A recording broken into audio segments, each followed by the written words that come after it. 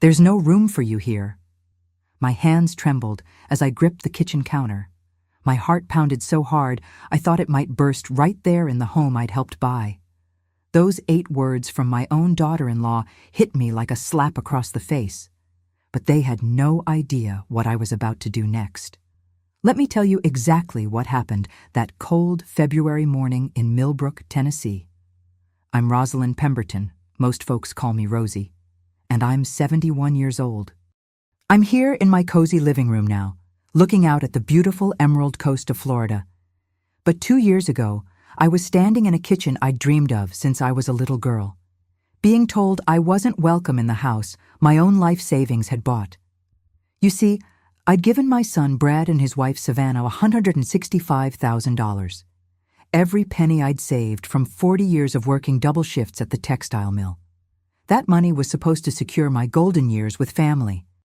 Instead, it bought me a front row seat to the cruelest betrayal a mother could imagine. I'd moved in with them after my dear husband Robert passed, thinking I'd help with little Lily and enjoy being a grandmother. The house on Maple Street had been my childhood dream, a beautiful colonial with white columns and a wraparound porch.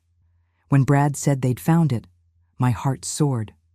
When he said they needed help with the down payment, I didn't hesitate. But Savannah never wanted me there. She'd intercept my mail, claiming she was helping me stay organized.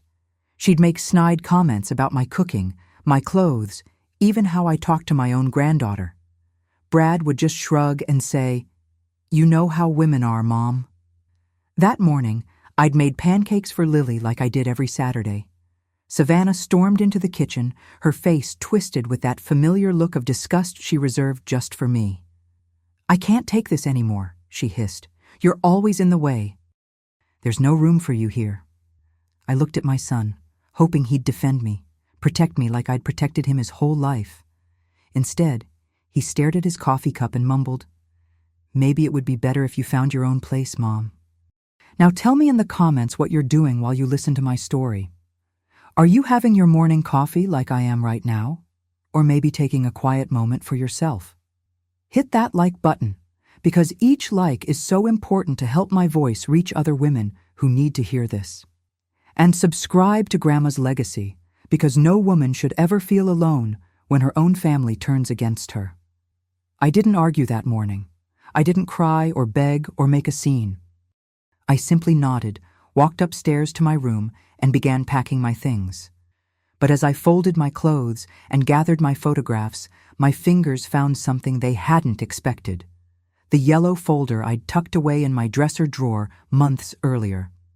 Inside that folder was a document that would change everything. A document that proved I wasn't just some unwanted guest in their house. I was the co-owner. My name was right there on the deed, clear as day, because you can't invest $165,000 in a property without protecting yourself. As I held that yellow folder, sitting on the bed in the room where I'd cried myself to sleep so many nights, I felt something I hadn't felt in months. Not anger, something deeper, something that told me this story was far from over. Looking back now from my peaceful home by the ocean, I can see that moment was the beginning of my real life. Because sometimes the worst thing that happens to you turns out to be the best thing that ever could have happened. Let me take you back to understand how a strong woman like me ended up in such a heartbreaking situation. This story doesn't start with that awful morning in 2022. It starts way back in 1953, when I was just 2 years old, walking past the prettiest house in all of Millbrook, Tennessee. My mama would push my stroller down Maple Street every day on our way to the market, and I'd crane my little neck to see that beautiful colonial house with its white columns and wraparound porch. Even as a toddler, something about that house called to me. Mama used to laugh and say, "Rosie, honey, you're going to live in a house like that someday." Growing up in the 1950s and 60s in Millbrook wasn't easy for a girl like me. Daddy worked the coal mines until black lung took him when I was 16. Mama cleaned houses for the wealthy folks on the east side of town, including that very house on Maple Street. Sometimes she'd take me along during summer break, and I'd dust the banisters and vacuum the carpets, dreaming of what it would feel like to call such a place home. "Mrs. Peterson keeps this house so beautiful," I'd whisper to Mama as we polished the hardwood floors. "Beauty's in the heart that makes a house a home, Rosie," she'd say back. "Remember that." I married my Robert in 1969, right after high school. He was a good man, worked construction, and never raised his voice to me in 32 years of marriage. We couldn't afford much, but we made our little rental house on Pine Street feel like a palace. When Brad came along in 1971, followed by Sarah in 1973, our family was complete. Those were the golden years, even though we were poor as church mice. Robert would come home covered in sawdust, and I'd have supper waiting: meatloaf, green beans, and cornbread if we were lucky. The kids would do homework at the kitchen table while I mended clothes by lamplight. Every Friday, Robert would hand me his paycheck, and I'd divide it up: rent, groceries, utilities, and always, always a little bit for savings. "What's that money for, Mama?" little Brad would ask, watching me tuck those dollar bills into an old coffee can. "That's for our someday house, baby boy," I'd tell him. "Mama's going to get us a real home someday." But life had other plans. The construction work dried up in the 80s, and Robert had to take whatever jobs he could find. I went to work at Morrison Textile Mill, standing on my feet 12 hours a day, running those loud machines that made my ears ring. The mill paid decent, but it was hard work, dangerous work. I saw 3 women lose fingers to those machines over the years. Still, I saved every penny I could. While other families bought new cars or took vacations, Robert and I lived on beans and rice so I could put money away. That coffee can became a shoebox, then a savings account, then a CD that earned a little interest. Sarah moved to California after college, met a nice boy out there, and started her own family. She sends Christmas cards with pictures of her kids, but we barely talk. That's just how it goes sometimes. Brad stayed close, though. Got married to his high school sweetheart, had a daughter, but that marriage didn't last. He was struggling, working odd jobs, trying to figure out his place in the world. Then he met Savannah. I should have seen the red flags right from the start. The first time Brad brought her to Sunday dinner, she looked around our little house like she was afraid she might catch something. She picked at my pot roast, the same recipe I'd been perfecting for 20 years, and made comments about how quaint everything was. "Your mother's quite the homemaker," she said to Brad, but not like it was a compliment. "Mom's the best cook in Millbrook," Brad replied, beaming with pride. But I noticed how Savannah's eyes rolled when he wasn't looking. She was pretty, I'll give her that. Blonde hair, always perfectly styled, nails done every week, clothes that cost more than I spent in a month. She came from money. Her daddy owned the biggest car dealership in town. She was used to getting what she wanted, and what she wanted was my son. The wedding in 2018 was quite the affair. They spent more on flowers than Robert and I had spent on our entire wedding. I watched my boy's face as he said his vows, so happy and hopeful, and I prayed I was wrong about the feelings growing in my chest. When little Lily came along the next year, my heart nearly burst with joy. She was the most beautiful baby I'd ever seen. Brad's eyes, but with curls like spun gold. I spent every weekend at their apartment, helping with feeding and diaper changes, teaching Brad how to swaddle properly. "You're gonna spoil that baby rotten, Rosie," Robert would tease when I'd come home exhausted, but glowing. "That's what grandmas are for," I'd laugh back. But Savannah started making comments about my old-fashioned ways of caring for Lily. She'd correct me in front of Brad, saying I held the baby wrong or fed her the wrong things. She bought all these expensive organic foods and designer baby clothes, making me feel like my simple gifts weren't good enough. Then came the tragedy that changed everything. Robert had his heart attack on a Tuesday morning in March 2020. One minute he was drinking his coffee and reading the paper. The next he was on the floor, gone before the paramedics could arrive. Losing Robert was like losing half of myself. We'd been together for 50 years, through poverty and illness, through raising children and building a life.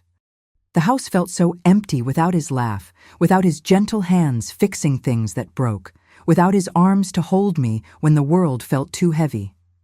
Brad was wonderful during those dark months. He'd come by every day after work, bringing groceries and helping with yard work. Savannah would send little Lily over to keep Grandma company, though I suspected it was more to give herself a break than to comfort me. "Mom, you shouldn't be alone in this house," Brad said one evening as we sat on the porch where Robert and I had spent thousands of summer nights. "I've been in this house for 30 years, honey. It's my home. But what if something happens? What if you fall or get sick?" I could see the genuine worry in his eyes. He was a good son, and he was right to be concerned. The house felt too big now, too quiet. And if I'm being honest, the loneliness was eating me alive. That's when Savannah came up with her idea. "Brad and I have been talking," she announced during Sunday dinner a few weeks later. "We want to buy a bigger house, somewhere Lily can have a big yard to play in. But we need help with the down payment." My heart started racing. "What kind of help?" "Well," Brad jumped in, his voice getting excited. "We found this amazing house on Maple Street. You remember that street, Mom? You used to talk about those beautiful houses when I was little. Maple Street, my childhood dream street. It's a colonial with white columns and a wraparound porch," Savannah continued. 4 bedrooms, so there'd be plenty of room for you to live with us. We'd all be together, one big happy family." I felt tears spring to my eyes. After months of crushing loneliness, the idea of being surrounded by family again felt like answered prayer. "The house costs $380,000, Brad explained. "We can get a mortgage for most of it, but we need $165,000 for the down payment." The exact amount I had in my savings account, the money I'd saved penny by penny for 50 years. "I don't know, honey," I said carefully. "That's my entire life savings." "Mom," Brad reached across the table and took my hands. "This way you'd never have to worry about being alone again. And your money would be safe. We'd put your name on the deed as co-owner. You'd own part of the house." Co-owner. That sounded official, secure. "Think about it," Savannah added with what looked like a genuine smile. "You'd be living in that house you always dreamed about as a little girl. How perfect is that?" That night, I sat in Robert's chair and tried to imagine what he would say. I could almost hear his voice. "Rosie, honey, money's just paper. Family is what matters." 2 weeks later, I signed the papers and handed over the cashier's check for $165,000. The yellow folder with all the legal documents went into my dresser drawer, just in case. But I was sure I'd never need to look at it again. How wrong I was about so many things. Moving into that dream house on Maple Street should have been the happiest day of my life. Here I was, at 70 years old, finally living in the home I'd admired since childhood. The morning sun streamed through those tall windows just like I'd imagined, and the wraparound porch was perfect for watching little Lily play in the yard. But paradise has a way of showing its thorns pretty quickly. The first warning sign came during my second week in the house. I'd made my famous chocolate chip cookies for Lily's kindergarten class, the same recipe that had made me legendary at Brad's school events years ago. I was just pulling the last batch from the oven when Savannah walked into the kitchen. "What are you doing?" she asked, her tone sharp enough to cut glass. "Making cookies for Lily's class party tomorrow," I said cheerfully, expecting her to be pleased. Instead, her face darkened. "I already told you I'm handling all of Lily's school activities. The other moms expect a certain standard." She gestured dismissively at my cookies cooling on the counter. "These look so homemade." "Well, they are homemade," I replied, confused. "Exactly." She opened a cabinet and pulled out a box of expensive store-bought cookies. "These are what I'm sending. They look more professional." I watched her scrape my warm cookies into the garbage disposal, the sound grinding through my heart like broken glass. But I told myself it was just miscommunication. We were all adjusting. The second incident happened a week later. Mrs. Henderson from next door had come over to introduce herself and welcome me to the neighborhood. We were having a lovely chat on the front porch when Savannah came home from her tennis lesson. "Oh, I see you've met our house guest," she said to Mrs. Henderson with a tight smile. House guest? Mrs. Henderson looked confused. I thought Rosie was your mother-in-law. She is, but she's just staying with us temporarily while she figures out her living situation, Savannah replied smoothly. I felt my cheeks burn with embarrassment. Actually, Mom, Savannah cut me off. Didn't you say you were looking at senior communities? Mrs. Henderson, there are some lovely retirement homes in the area, very appropriate for someone Rosie's age. After Mrs. Henderson left, clearly uncomfortable with the tension, I confronted Savannah in the kitchen. Why did you tell her I was temporary? This is my home too. My name is on the deed. Oh, that. She waved her hand dismissively. That's just a legal formality. You don't seriously think you're going to live here forever, do you? I mean, at your age. The way she said your age made it sound like a disease. But the real pattern started emerging over the next few months. It was subtle at first, little comments here and there. She'd forget to tell me about family dinners. She'd change the TV channel in the middle of my shows. She'd use all the hot water for her long baths, leaving me with cold showers. Then came the mail incident.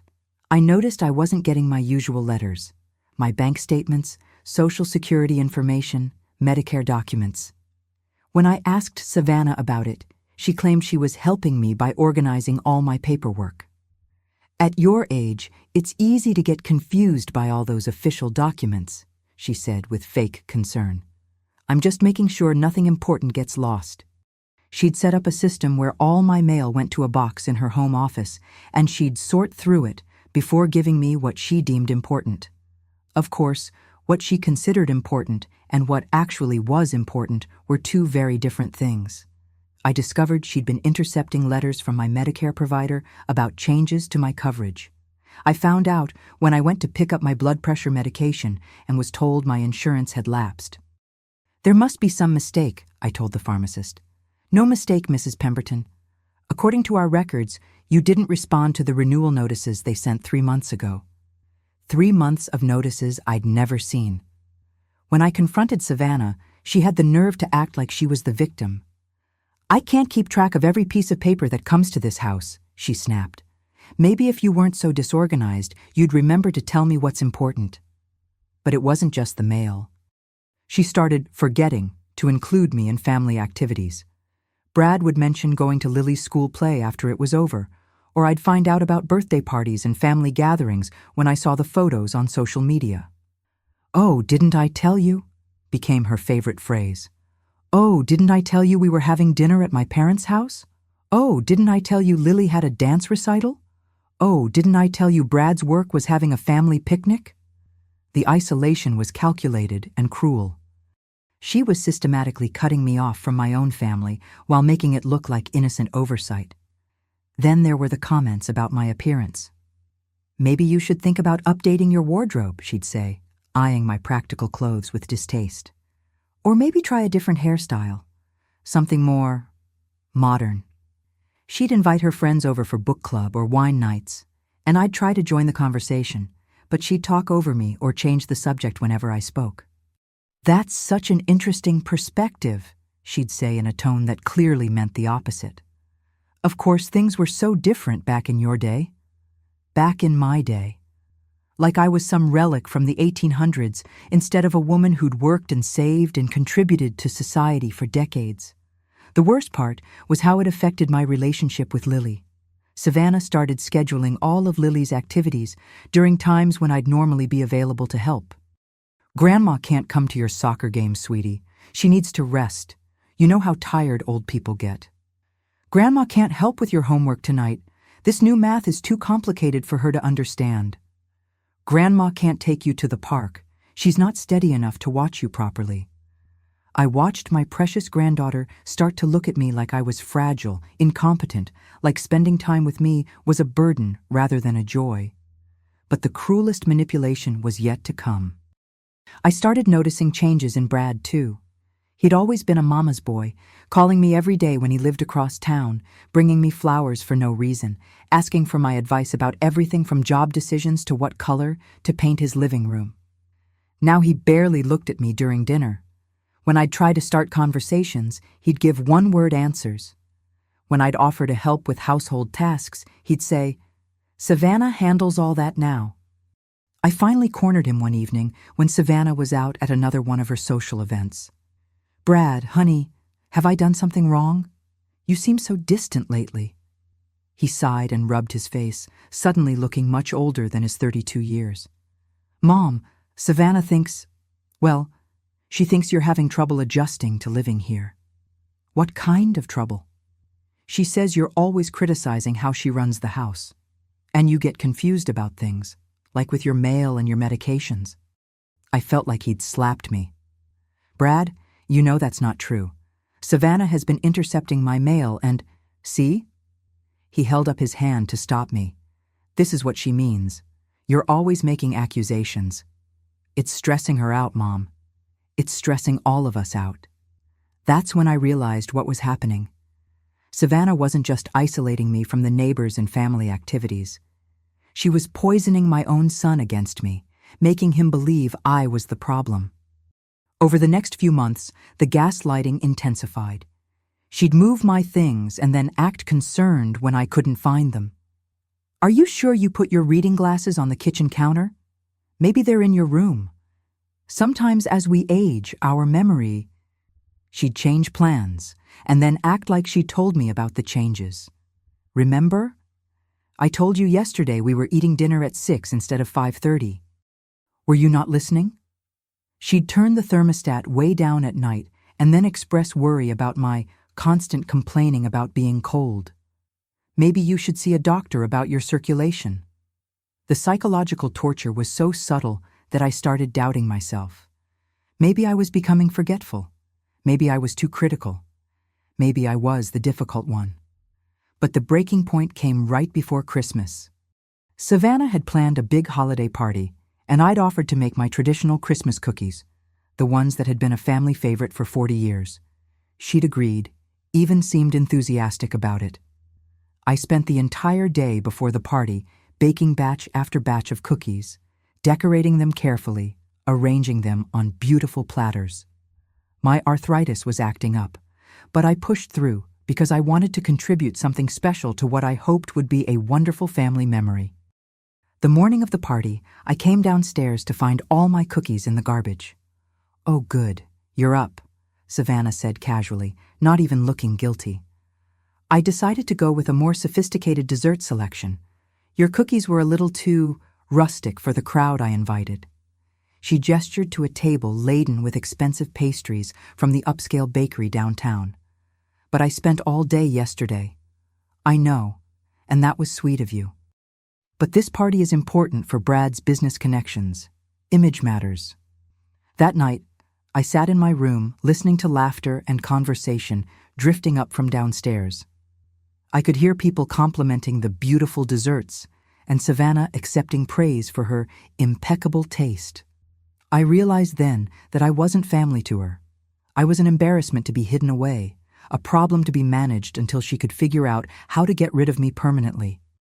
What I didn't know was that she was already working on the solution, and that solution was about to break my heart in ways I never imagined possible.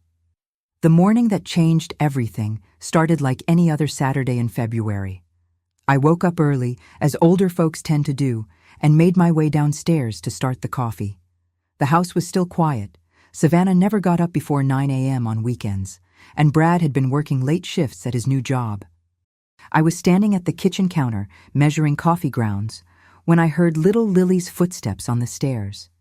She appeared in the doorway, wearing her favorite pink pajamas, her golden curls a beautiful mess from sleep. "Morning, Grandma Rosie," she whispered, climbing onto one of the stools at the kitchen island. "Good morning, sweetheart," I whispered back, my heart filling with warmth. These quiet moments with Lily had become my favorite part of each day. "Want some pancakes?" Her face lit up like Christmas morning. "The ones with blueberries? Is there any other kind?" I winked at her, and she giggled softly. As I mixed the batter, Lily chattered about her upcoming school project, her best friend Emma's birthday party, and whether she thought the neighbor's cat was having babies. These were the moments that made all of Savannah's cruelty bearable, when I could just be a grandmother, loved and needed and appreciated. I was flipping the first batch of pancakes when I heard the sharp click of high heels on the hardwood floor. Savannah appeared in the kitchen doorway, her blonde hair perfect despite having just woken up, wearing a silk robe that probably cost more than my monthly Social Security check. Her eyes immediately zeroed in on the scene, me at the stove, Lily at the counter, the smell of pancakes filling the air. "What's going on here?" she asked, her voice carrying that edge I'd come to dread. "Just making breakfast for this little princess," I said, trying to keep my tone light and cheerful. "Lily, I told you yesterday that we're trying that new organic cereal this morning, the one with extra vitamins." Lily's face fell. "But Grandma's making blueberry pancakes." "Grandma should have asked before making plans for my daughter's breakfast," Savannah said, walking over and turning off the burner under my pan. "We have rules in this house." I felt my jaw tighten, but I forced myself to stay calm. "I was just trying to do something nice." "That's the problem," Savannah interrupted, whirling around to face me. "You're always just trying to do something nice, without considering how it affects the rest of us. How does making pancakes for my granddaughter affect anyone negatively?" "Because," her voice was rising now, and I could see little Lily shrinking back on her stool. "Because you're always inserting yourself into our routines. You're always in the kitchen when I need to be in here. You're always taking over my role as Lily's mother. I would never try to take your place. Wouldn't you?" She stepped closer, her blue eyes flashing with anger. "From day one, you've criticized how I parent, how I keep house, how I do everything. You act like this is your home instead of mine." "It is my home," I said quietly, trying not to upset Lily further. "My name is on the deed." That's when her mask finally slipped completely. "Your name on some piece of paper doesn't make this your home," she hissed. "This is my house, my family, my life, and I am sick to death of you acting like you belong here." "Savannah, please, Lily's right here." "No, we're doing this now." She turned to look at Lily with false sweetness. "Lily, honey, go upstairs and get dressed. Mommy and Grandma need to have a grown-up talk." "But my pancakes," Lily started. "Now, Lily." My poor granddaughter slid off the stool and hurried upstairs, shooting worried glances back at us. As soon as she was gone, Savannah's facade dropped entirely. "I have tried to be patient with you," she said, her voice low and venomous. "I have tried to make accommodations for your situation, but I cannot live like this anymore." "What situation? What are you talking about?" "You're old, Rosie. You're in the way. You don't understand how modern families work. You don't understand modern child rearing. You don't understand anything about the life Brad and I are trying to build." Each word felt like a physical blow. "I've tried to respect your ways of doing things." "Have you? Because from where I stand, you've done nothing but judge and interfere since the day you moved in." "That's not true." "Isn't it?" She counted off on her perfectly manicured fingers. "You constantly suggest different ways to discipline Lily. You cook food I don't want her eating. You tell her stories about the old days that make her question why we don't live like that now. You make her think she needs a grandmother's approval for everything." I stared at her, stunned. Every single thing she'd listed was a normal part of being a loving grandmother. "Those aren't criticisms, Savannah. That's called being family." "No," she said, shaking her head. "Family supports each other. Family respects boundaries. Family doesn't make everything about themselves." "Make everything about myself? I gave you $165,000 to buy this house. And you remind us of that every single day," she exploded. "Every time I make a decision you don't like, I can see it in your eyes. But I helped pay for this house. Well, let me tell you something, Rosie. That money didn't buy you the right to control our lives." I felt tears stinging my eyes, but I refused to let her see me cry. "I never tried to control anything. I just wanted to be part of your family." "Well, maybe that was a mistake." She crossed her arms over her chest. "Maybe it would be better for everyone if you found somewhere else to live." "Somewhere else?" My voice came out as barely a whisper. Yes, somewhere more appropriate for someone your age. A senior community, maybe.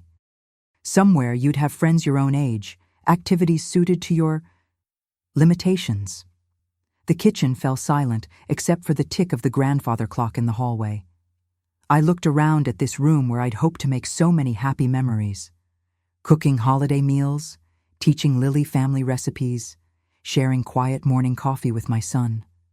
This is my home, I repeated, but even to my own ears, my voice sounded defeated. No, Savannah said coldly. This is Brad's and my home. You are a guest here, and guests who overstay their welcome need to find other accommodations. That's when I heard footsteps on the stairs. Brad appeared in the kitchen, hair rumpled from sleep, still in his pajamas. What's all the shouting about? He asked, looking back and forth between us. Your mother and I are having a discussion about living arrangements, Savannah said smoothly, instantly transforming back into the sweet, reasonable wife. Brad, I started, but she cut me off. I was just explaining to your mother that this situation isn't working out. She's not happy here, and honestly, it's creating tension for all of us. I never said I wasn't happy, I protested. Didn't you? She tilted her head with mock concern. You're always complaining about something. The temperature, the noise, the way we do things. Maybe you'd be more comfortable in a place designed for seniors. I watched my son's face as she spoke, saw him nodding along like her words made perfect sense. She'd been working on him for months, planting seeds of doubt about my mental state, my ability to live independently, my effect on their family harmony. Mom, Brad said gently, maybe she's right. Maybe you'd be happier somewhere you could make friends your own age. The betrayal hit me like a physical pain in my chest. This was my son, the boy I'd raised, the man I'd sacrificed everything for. And he was siding with her. Brad, honey, this is my home too. My money bought this house. And we're grateful for that, Savannah interjected smoothly. Which is why we'd help you find a nice place. Maybe something smaller, easier to maintain, more manageable for someone your age. There was that phrase again, your age, like being 71 was some kind of shameful condition. I looked at my son, desperately searching his face for any sign of the little boy who used to crawl into my lap when he was scared, who used to beg me to make his favorite cookies, who used to tell me I was the best mom in the world. Instead, I saw a man who couldn't meet my eyes. I think, he said slowly, maybe we should all think about what would make everyone happiest. Everyone. Not me. Everyone else. That's when Savannah delivered the final blow. There's no room for you here, Rosie, she said, her voice flat and final. This is our family home, and there's simply no room for you here. The words hung in the air like smoke. I saw Brad flinch slightly, but he didn't contradict her. He didn't defend me. He didn't even look at me. If this story is hitting close to home for you, if you've ever felt unwanted in your own family, show your support by hitting that like button right now. Leave a comment if you've been through something similar, and subscribe to Grandma's Legacy, because we strong women need to stick together through the darkest moments. I didn't argue. I didn't cry. I didn't beg or plead or try to reason with them. Something inside me just went very quiet and very still. I understand, I said calmly. Savannah looked surprised by my composure. I think she'd expected tears, drama, a scene that would prove her point about my emotional instability. I'll pack my things today, I continued. I'll be out by this evening. Mom, you don't have to rush, Brad started, but I held up my hand. No, she's made her feelings very clear. And you've made yours clear too. I walked past both of them, my back straight and my head high, and climbed the stairs to my room. Behind me, I could hear them whispering, probably congratulating themselves on handling the difficult situation so well. But as I sat on my bed and reached for the yellow folder in my dresser drawer, I realized they'd made one crucial mistake. They'd forgotten that the little old lady they'd just thrown out wasn't just some helpless dependent. I was a co-owner of their house, and I was about to find out exactly what that meant. I sat on the edge of my bed, holding that yellow folder in my trembling hands. Inside were all the legal documents from the house purchase: the deed, the mortgage papers, the title insurance. Documents I'd trusted I'd never need to examine closely because I believed I was moving in with family who loved me. How naive I'd been. With shaking fingers, I spread the papers across my bedspread and began reading carefully. There it was, clear as day. Rosalind M. Pemberton and Bradley J. Pemberton as joint tenants with rights of survivorship. My name wasn't just mentioned in passing. I was listed as a full co-owner. But as I studied the documents more closely, my heart sank. There were papers I didn't remember seeing before. Additional mortgage documents dated 6 months after our original purchase. My hands grew cold as I read through them. Brad had taken out a second mortgage, a home equity loan for $85,000 using our house as collateral, and according to the payment history attached, he was 3 months behind. I heard Robert's voice in my memory. Always read the fine print twice, Rosie. Trust, but verify. I needed help understanding all this legal language, so I did something I hadn't done in months. I picked up my phone and dialed a number without asking Savannah's permission first. Henderson and Associates, this is Margaret speaking. Hello, I need to speak with an attorney about property law. It's urgent. Let me connect you with Mr. James Henderson. One moment, please. James Henderson had handled Robert's will when he passed.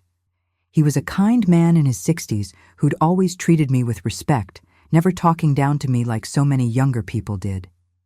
Mrs. Pemberton, how are you holding up? Not well, Mr. Henderson. I need your help understanding some documents. Of course. Can you come in this afternoon, say around 2 p.m.? I glanced at my bedside clock. It was 11 a.m. I'll be there. I spent the next hour carefully packing my clothes and personal belongings. I could hear Savannah downstairs talking loudly on the phone to one of her friends. I finally told her she needs to find her own place, I heard her say. I know it sounds harsh, but Brad and I deserve to have our own space. She's just too set in her old-fashioned ways. Old-fashioned ways, like expecting to be treated with basic human decency in the home my money had bought. When I came downstairs with my first suitcase, Brad was sitting at the kitchen table, staring at his coffee cup like it held the secrets of the universe. Mom, where are you going to go? He asked without looking up. I'll figure something out, I replied, keeping my voice steady. You know we don't want you to feel unwanted, don't I? I stopped in front of him, waiting until he finally met my eyes. Because that's exactly how I feel, Brad. Unwanted in the home I helped buy, by the son I gave everything for. His face crumpled slightly. It's just, things are complicated right now. What kind of complications? He opened his mouth, then closed it again. Nothing you need to worry about, Mom. But I already knew.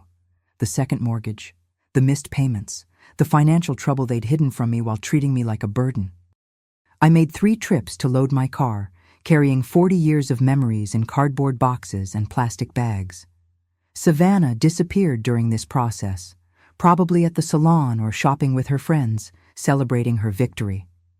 At 1:45 p.m., I walked into Henderson and Associates carrying my yellow folder and what was left of my dignity.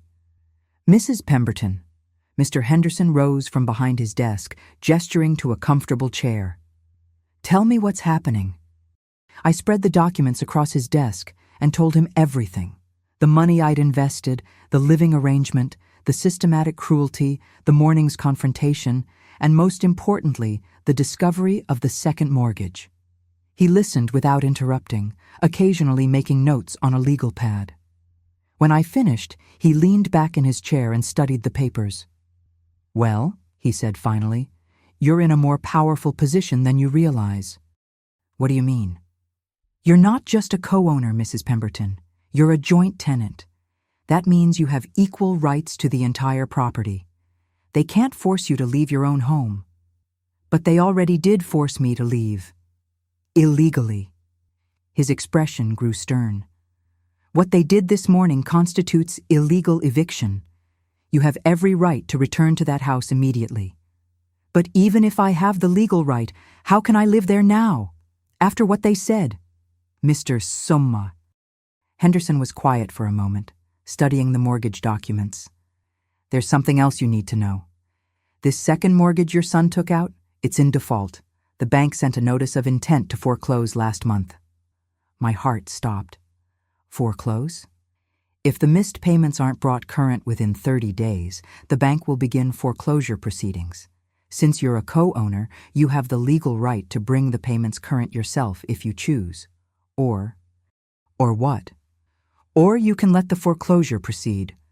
As a joint tenant, you'd have first rights to purchase the property at the foreclosure sale, likely for much less than its current value. The room fell silent except for the tick of his wall clock. I thought about Savannah's cruel words, about Brad's cowardice, about months of systematic emotional abuse. What would happen to them if the house is foreclosed? They'd have to find somewhere else to live. His tone was matter-of-fact. The foreclosure would appear on their credit reports, making it difficult to buy another home for several years. I stared out his office window at the parking lot, watching ordinary people go about their ordinary lives. None of them knew that in this small office, a 71-year-old woman was making the most important decision of her life. Mr. Henderson, if I choose not to prevent the foreclosure, am I legally obligated to tell them about my decision? No. As a co-owner, you have the right to make that choice independently. However, I should mention that your son will receive official foreclosure notices from the bank. Whether he shares that information with you or his wife is his decision. And if I wanted to purchase the house at foreclosure, what would that process look like? He pulled out a calculator and began running numbers. Based on the current mortgage balance and typical foreclosure sale prices, you'd probably be looking at around $280,000 to $300,000, significantly less than the $380,000 they originally paid. I thought about my remaining savings, about $40,000 left after the house down payment. With Social Security and Robert's pension, I could manage a smaller mortgage payment. The question was, did I want that house anymore? Did I want to live in a place where I'd been treated so cruelly? There's one more thing, Mr. Henderson said gently. I have to ask, are you certain you want to go down this path? Once a foreclosure process completes, there's no undoing it. Your relationship with your son. My relationship with my son ended this morning when he stood by and watched his wife throw me out of my own home, I said firmly. I'm 71 years old, Mr. Henderson. I don't have time to waste on people who don't value me, even if they happen to share my DNA. He nodded slowly. Then here's what I suggest. Let's file a legal notice that you're reclaiming your right to occupy the property immediately. That establishes your legal standing. Then we wait to see what your son does about the foreclosure notices. And if he comes to me for help, that's entirely up to you. But Mrs. Pemberton, let me be clear about something. You don't owe anyone your financial security, not even your children. That afternoon, I checked into the Hampton Inn on the edge of town. It wasn't fancy, but it was clean and quiet, and nobody there looked at me like I was a burden. I ordered room service, something I hadn't done in years, and sat by the window, watching the sunset paint the sky pink and orange. My phone rang at 6:30 p.m. Brad's name appeared on the screen. Mom? Where are you? Savannah said your car's not in the driveway. I'm at a hotel. A hotel? Mom, you don't need to stay in a hotel. Come home. We can work this out. Home. How interesting that he was calling it my home now. I don't think that's a good idea, honey. Your wife made her feelings very clear this morning. She was upset. She didn't mean those things. Didn't she? Because she seemed pretty certain to me. There was a long pause. Mom, I know we haven't handled this well. But you can't just disappear. We're family. Are we, Brad? Because this morning it felt like I was being evicted by strangers. Please come home. Let's talk about this like adults. I closed my eyes, listening to the desperation in his voice. My little boy, my baby, the child I'd sacrificed everything for. Part of me wanted to give in, to go back and pretend nothing had happened. But I thought about Savannah's cold eyes and cruel words. I thought about months of systematic emotional abuse. I thought about the legal documents spread across Mr. Henderson's desk. "I'll think about it," I said finally. "Mom, there's something else. I got some papers from the bank today, something about the mortgage. I don't really understand what they mean, but it looks serious." My heart began to race. "What kind of papers?" "Something about missed payments and foreclosure proceedings. Mom, I'm scared. I don't know what to do." And there it was.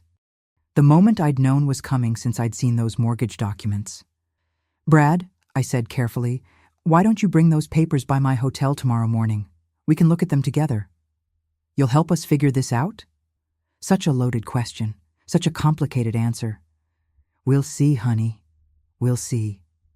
After I hung up, I sat in that hotel room for a long time, staring at my reflection in the dark window. The woman looking back at me had tired eyes and silver hair, but there was something else there too, something I hadn't seen in months. Strength, determination, a spark of the fighter I used to be. Tomorrow my son would bring me those foreclosure papers, probably with Savannah trailing behind him, both of them suddenly very interested in maintaining a good relationship with me. Tomorrow, I'd have to decide whether to save them or save myself. But tonight, for the first time in 8 months, I was exactly where I chose to be, and that felt like victory. The next morning, I was sitting in the hotel restaurant, nursing my second cup of coffee and watching the parking lot through the large windows. At exactly 9 a.m., Brad's pickup truck pulled in, followed immediately by Savannah's white BMW. I wasn't surprised she'd come. This was about money now, and money always got Savannah's full attention. I watched them through the window for a moment before they spotted me. Brad looked like he hadn't slept all night, his hair messy and his clothes wrinkled. Savannah, on the other hand, was perfectly put together as always, but I could see the tension in her shoulders, the tight line of her mouth. They walked into the restaurant together, but their body language told the whole story. Brad kept trying to take her hand, and she kept pulling away. Whatever had happened at home after that phone call, it hadn't gone well. "Mom," Brad said as they approached my table, his voice heavy with relief and exhaustion. "Thank you for meeting with us." Savannah slid into the booth across from me without a word, her blue eyes avoiding mine.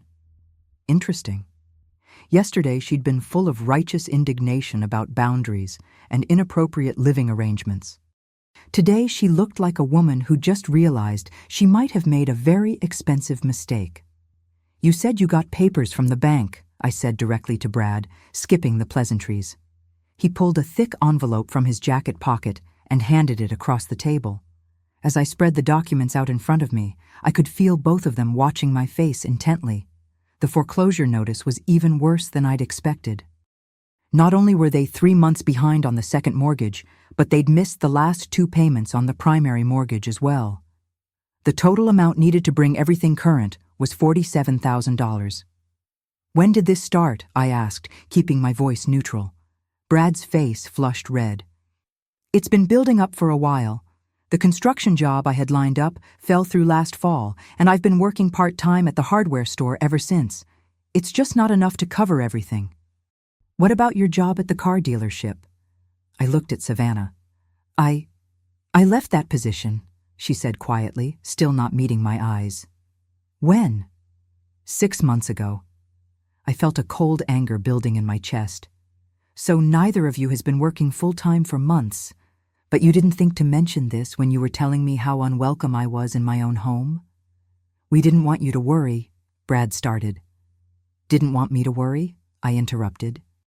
"But you had no problem making me feel like a burden while you were secretly drowning in debt?" Savannah finally looked at me, and I saw something I'd never seen in her eyes before: fear. "We know we should have told you sooner," she said, her usual confident tone replaced by something much smaller. "We were trying to figure it out ourselves. By taking out a second mortgage without telling me?" "That was before things got really bad," Brad said desperately. "I thought the construction job was going to work out. I thought we could pay it back before you ever had to know about it." I folded the papers carefully and placed them back in the envelope. What exactly are you asking me to do?" They exchanged a look across the table. Then Brad leaned forward, his eyes pleading. "Mom, we need your help. If we can't bring these payments current, we're going to lose the house." "The house that there wasn't room for me in?" Savannah flinched like I'd slapped her. "Rosie, I said things yesterday that I didn't mean. I was stressed about the situation, and I took it out on you. That wasn't fair." "What situation? The financial situation you'd been hiding from me for months?" "Yes." Her voice was barely above a whisper. "I was terrified about losing the house, and I blamed you for things that weren't your fault." I studied her face, looking for signs of genuine remorse versus desperate manipulation. With Savannah, it was always hard to tell the difference. "What specifically did you blame me for?" She swallowed hard. "I blamed you for the extra expenses. The higher utility bills, the extra food costs. I blamed you for Brad being distracted when he should have been focused on finding steady work. I blamed you for—" She trailed off. "For what?" "For making me feel like I wasn't good enough. Like I wasn't taking care of my family properly." That admission caught me off guard. I'd never considered that my presence might have threatened her sense of competence as a wife and mother. "Savannah, I never meant to make you feel that way." "I know that now," she said, tears starting to form in her eyes. "But when you'd suggest different ways to do things, or when Lily would compare your cooking to mine, or when you'd tell stories about how you and Robert managed money so well, it made me feel like a failure." Brad reached across the table and took her hand. This time, she didn't pull away. "We're both failures, aren't we?" he said, looking at me with Robert's brown eyes. "We took your money, we took your home, and then we treated you like you were the problem." I sat back in the vinyl booth, processing everything I was hearing. Part of me, the mother part, wanted to comfort them, to tell them it was all okay, to write a check and fix everything like I'd been doing their whole lives.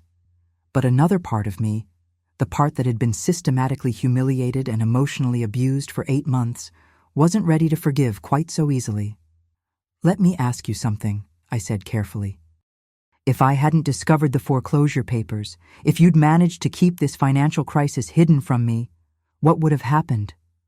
They looked at each other uncomfortably. "Would you have come to me for help, or would you have let me go on believing I was unwelcome while your house was being repossessed?" "We would have asked for help," Brad said, but his voice lacked conviction. "When? After the sheriff showed up to evict you?" Savannah started crying in earnest now. "We were scared," she sobbed.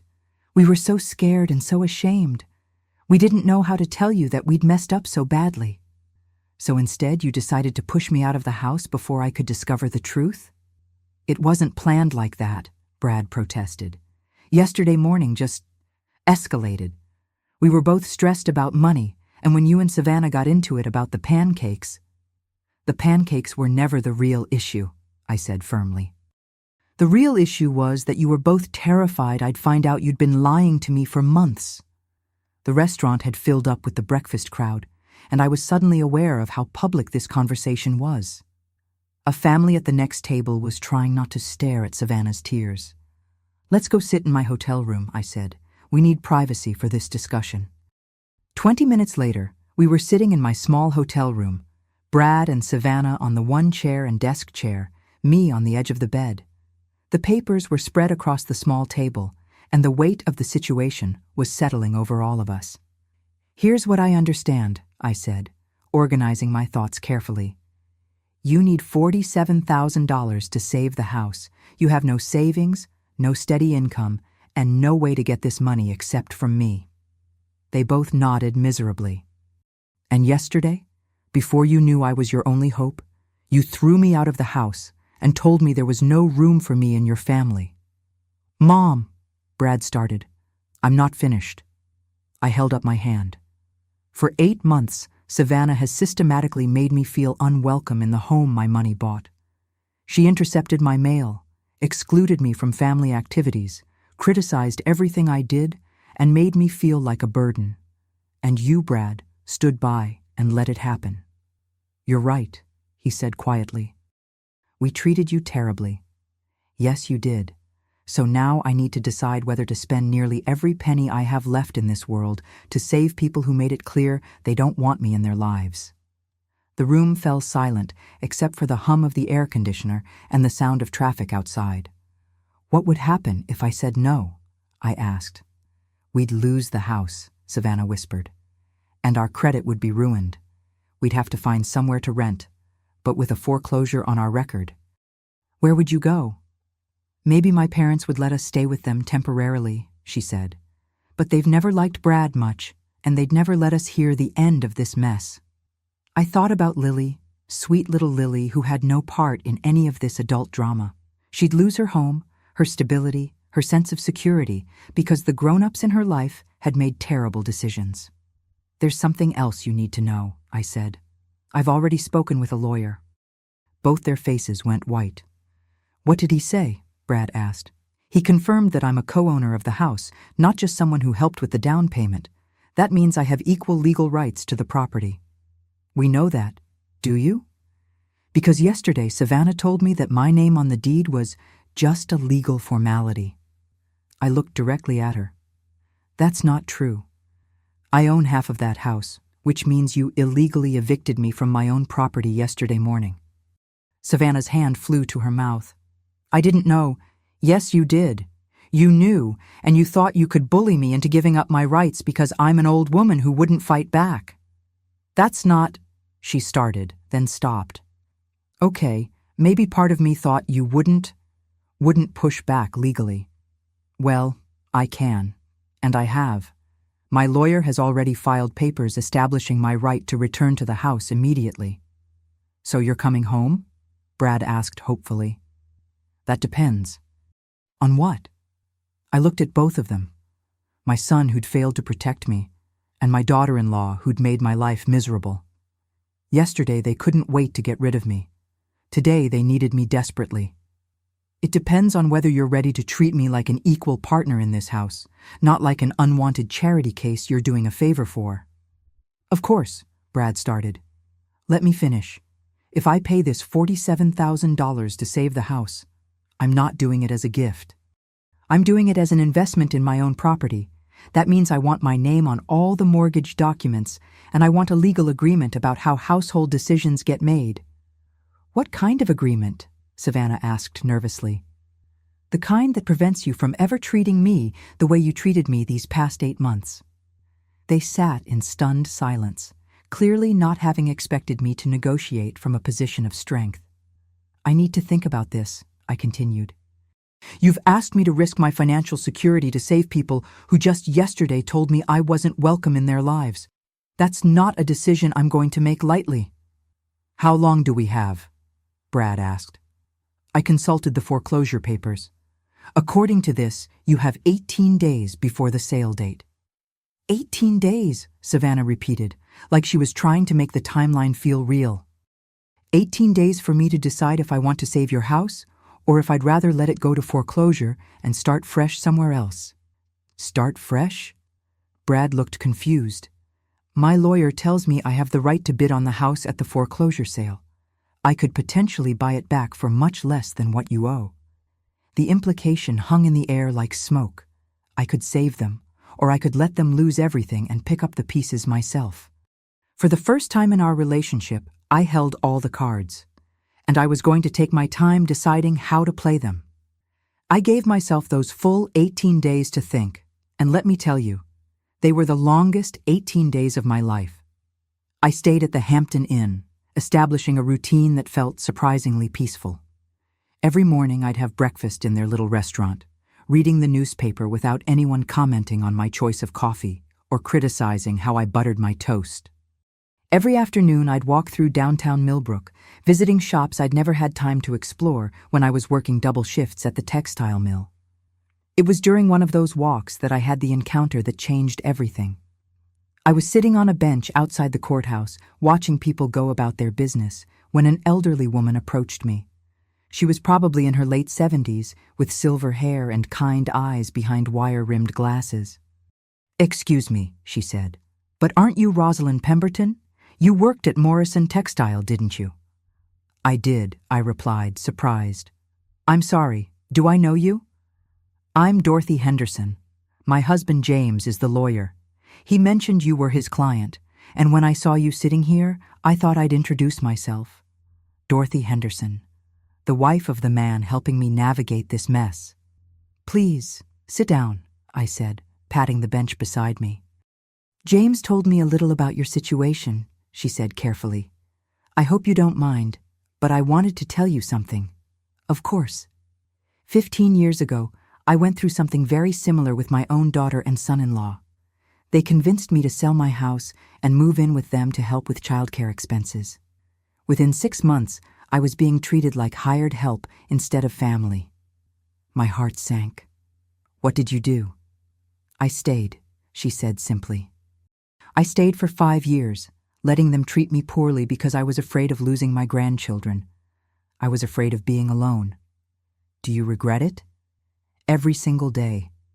Her voice was firm. Those were 5 years I could have spent living my own life, making my own choices, being happy. Instead, I spent them walking on eggshells and apologizing for existing. We sat in comfortable silence for a moment, watching the traffic pass by. What finally made you leave? My grandson, he was about 8 at the time, asked me why I always looked sad. That's when I realized I was teaching him that it was normal for people to treat their elders with disrespect. She turned to look at me directly. Is that what you want to teach little Lily? That question haunted me for days. Every time I thought about going back to that house, about trying to make peace with Savannah, I heard Dorothy's voice. Is that what you want to teach little Lily? On day 15, Brad called me again. Mom, we need to know what you're going to do. The foreclosure sale is in 3 days. I know what day it is, honey. Are you going to help us save the house? I took a deep breath. I've made my decision, Brad. And? I'm not going to give you the money to bring the mortgage current. The silence on the other end of the phone was deafening. Mom, please. I'm not finished. I'm not going to give you money to save a situation you created by lying to me. But I am going to bid on the house at the foreclosure auction. What does that mean? It means I might buy back the house that my money helped purchase, but I'll buy it for myself. You and Savannah will need to find somewhere else to live. You can't be serious. I'm completely serious. You wanted me out of your lives, Brad. Well, now you'll get what you asked for. What about Lily? That question hit me like a punch to the gut. Sweet little Lily, who called me Grandma Rosie and loved my blueberry pancakes. Lily is welcome to visit me anytime her parents allow it, but I won't sacrifice my financial security and emotional well-being to enable adults who treat me with disrespect. Mom, I know we messed up. Yes, you did. And now you're going to face the consequences of that. 3 days later, I stood on the courthouse steps with my cashier's check for $285,000, watching as my son's house was sold at public auction. There were 2 other bidders, but I knew that property better than anyone else there. Every creaky floorboard, every leaky faucet, every beautiful sunrise that streamed through the kitchen windows. When the auctioneer's gavel fell, I owned the house on Maple Street free and clear. Brad and Savannah had 30 days to vacate. They moved in with Savannah's parents, just like she'd predicted. I heard through the neighborhood grapevine that it wasn't going well. 3 adults and a child crammed into a 2-bedroom condo, with Savannah's father making constant comments about Brad's failure to provide for his family. I moved back into the house the day after they left. Walking through those empty rooms was surreal. All the expensive furniture was gone, of course. They'd taken everything they could fit into a moving truck. But the bones of the house were still beautiful, and for the first time since I'd lived there, it felt peaceful. I spent the first week just enjoying the silence. No one criticized my cooking or changed the TV channel while I was watching my programs. No one intercepted my mail or made snide comments about my old-fashioned ways. I could eat dinner at 5 p.m. if I wanted, or 7 p.m., or have cookies and milk for dinner if the mood struck me. But after the initial relief wore off, I realized something important. I didn't want to live in that house anymore. Too many bad memories were soaked into those walls. Every time I walked past what used to be my bedroom, I remembered the humiliation of being told I wasn't welcome. Every time I stood in the kitchen, I heard Savannah's voice telling me there was no room for me. This house had been my childhood dream, but it had become my adult nightmare. That's when I made the decision that truly changed my life. I put the house on Maple Street up for sale. The realtor was confident we could get $420,000 for it. The market had improved significantly since the foreclosure sale. After paying the realtor fees and some minor repairs, I'd clear about $130,000 profit on top of getting back my original investment. While the house was on the market, I started researching places I might want to live. Not places where I had family obligations or old memories, but places where I could start completely fresh. That's how I discovered Emerald Coast, Florida. I'd never been much of a beach person. Tennessee mountains were more my style, but something about the photos online called to me. Small town charm, but with the ocean right there. Warm weather year-round. A cost of living that would make my savings stretch further. And it was 600 miles away from Millbrook.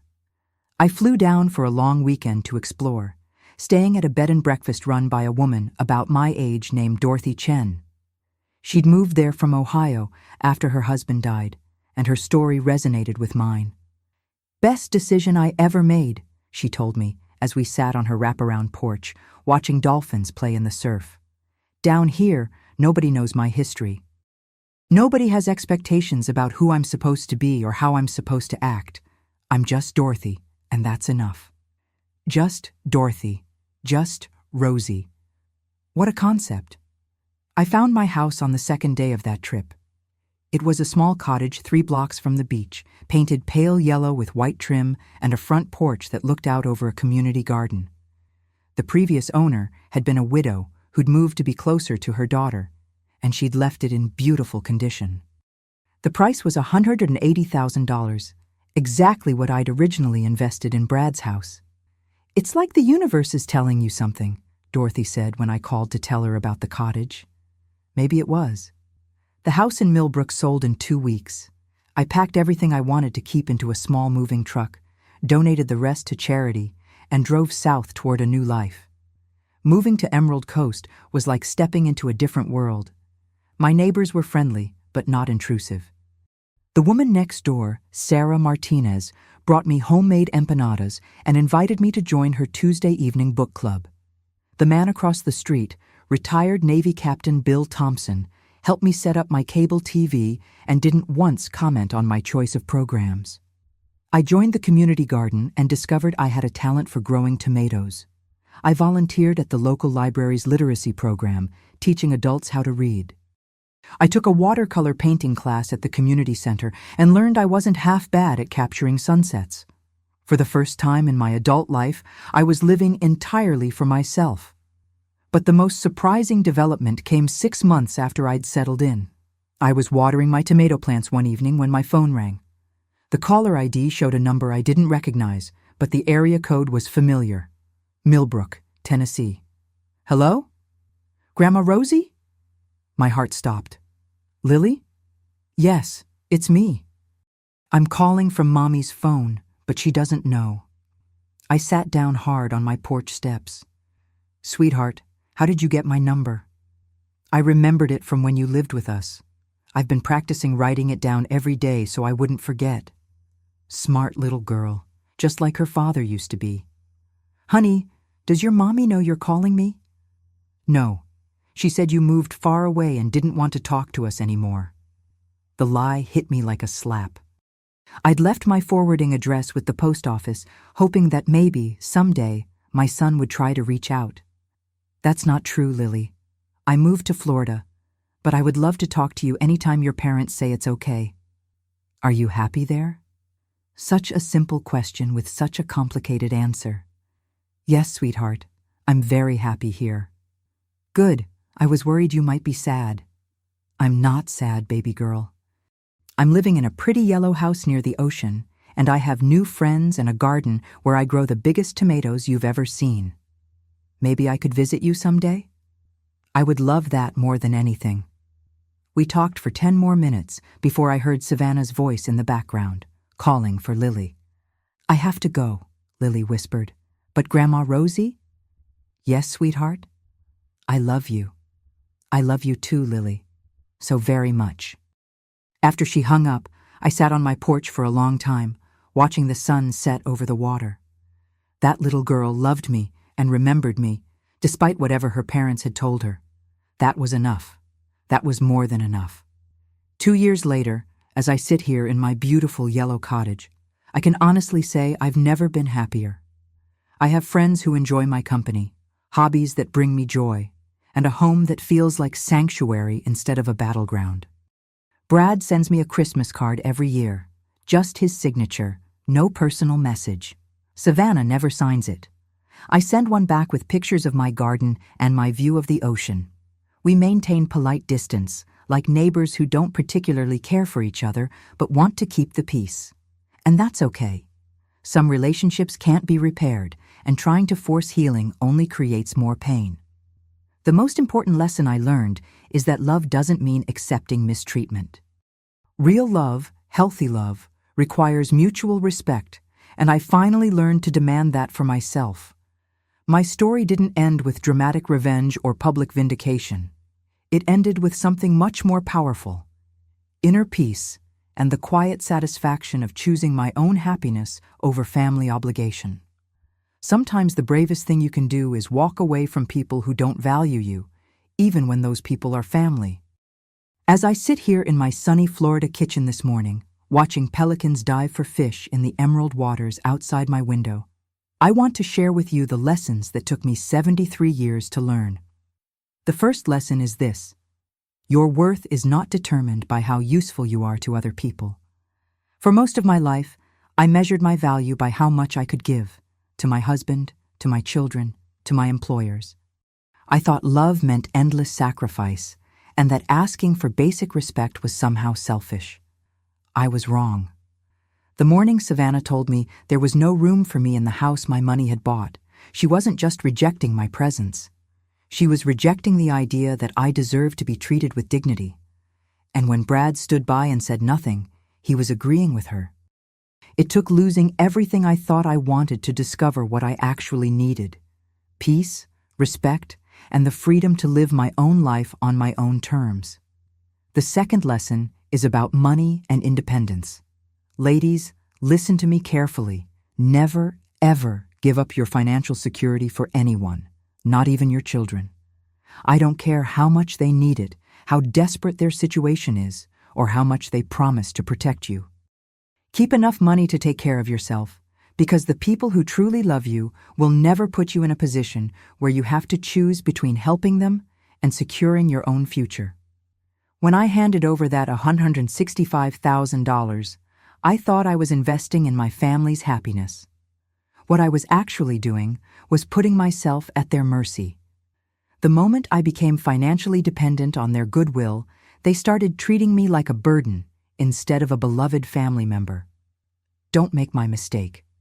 Love your children, help them when you can, but never compromise your ability to walk away if they stop treating you with respect.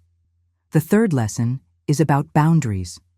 For decades, I confused being kind with being a doormat. I thought that setting boundaries meant I wasn't being a good Christian woman, a good wife, or a good mother. I let people walk all over me because I was afraid that standing up for myself would make me unlikable. But here's what I learned. People who truly care about you will respect your boundaries.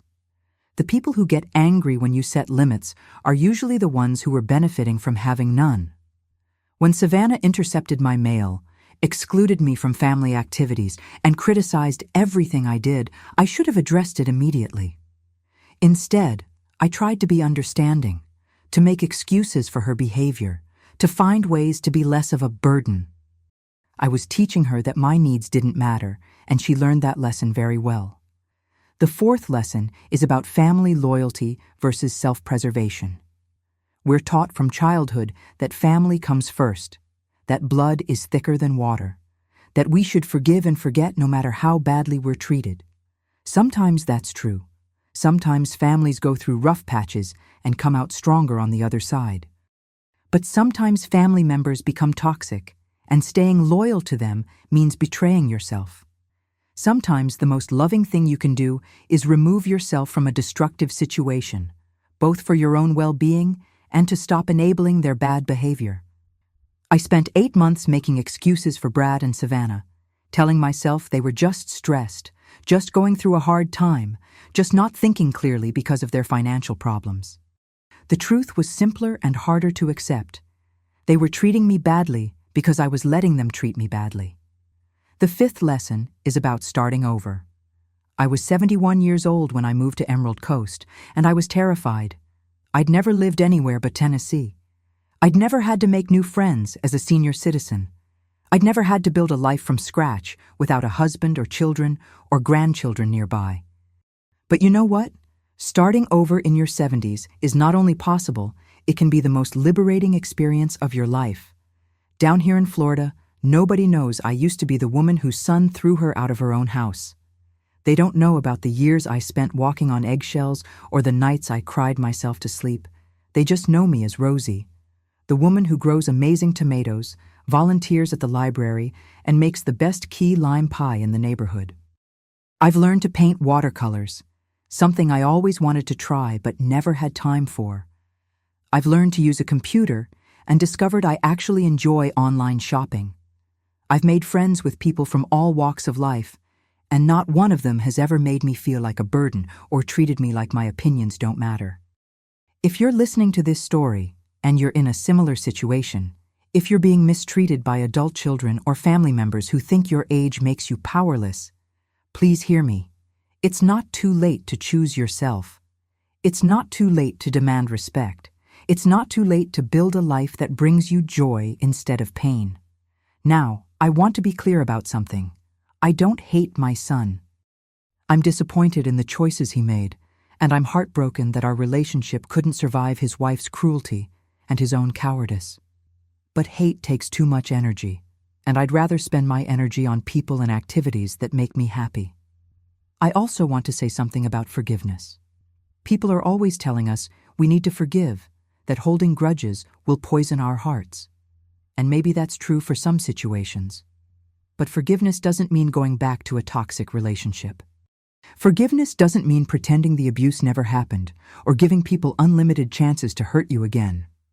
I've forgiven Brad and Savannah in the sense that I'm not consumed with anger toward them anymore. But I've also accepted that they are not safe people for me to have in my life. And that's okay too. You can forgive someone and still choose to protect yourself from them. The most beautiful part of my story is that it doesn't end with loneliness or bitterness. It ends with discovery, the discovery that I am enough all by myself, that I can create a meaningful, joyful life without people who don't appreciate me. Every morning, I wake up in my yellow cottage and decide how I want to spend my day. No one criticizes my choices or makes me feel guilty for taking up space. No one tells me I'm too old, too set in my ways, or too much trouble. I am free, truly free, for the first time in my adult life. And to any woman out there who's being told she's too demanding, too sensitive, or too difficult, remember this. The people who are truly meant to be in your life will never make you feel like you're too much. The right people will celebrate your presence, not tolerate it. If this story of survival and finding peace has touched your heart, please hit that like button right now. Each like helps my voice reach other women who need to hear this message. Tell me in the comments what gave you the courage to stand up for yourself in your darkest moments, and subscribe to Grandma's Legacy, because every grandmother deserves to have her voice heard and her story valued. You are never too old to start over. You are never too old to demand respect. You are never too old to choose happiness over obligation. I'm 71 years old, and I'm living proof that your best life might be waiting for you on the other side of your worst heartbreak. Don't let anyone convince you that you don't deserve better. You do. We all do. And sometimes, the most powerful thing you can do is simply refuse to accept less than your worth. My name is Rosalind Pemberton, and this is my story of finding my voice, claiming my power, and choosing peace over people who didn't deserve my sacrifice. Thank you for listening. Thank you for seeing me. And remember, you're never alone when you choose to value yourself.